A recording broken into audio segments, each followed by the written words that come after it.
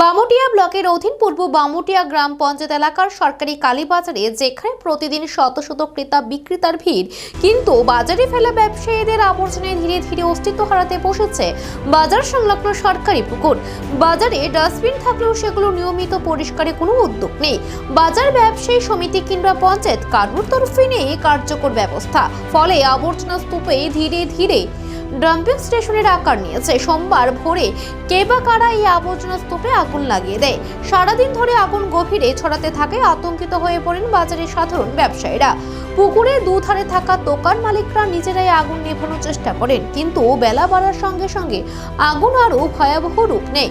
পরিস্থিতি নিয়ন্ত্রণে বাইরে চলে যেতে দেখে স্থানীয় ব্যবসায়ীরা খবর দেন দমকল বাহিনীকে।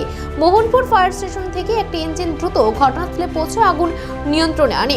অল্পের জন্য রক্ষা পায় বাজারে বহু দোকানপাট। তবে আগুনের সূত্রপাত কিংবা কারা এই আগুন লাগিয়েছে সে বিষয়ে এখনো পর্যন্ত কোনো নির্দিষ্ট তথ্য নেই।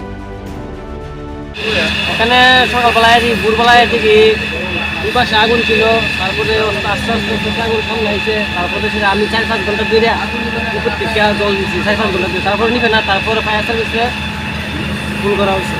কিভাবে আগুনটা লাগছে করতে পারো না কিছু? সকালবেলায় দোকানে আগুন কোন সময় আইছো? সকালে 25 এতক্ষণ পর্যন্ত চলতেছিল। ফায়ার সার্ভিসে কোন সময় খবর দেওয়া হয়েছে? ফায়ার সার্ভিসে আধা ঘন্টা করবো। মানে আগুন যে লাগছে কিসের মধ্যে লাগছে? আবর্জনা কারোর দোকান টোকানে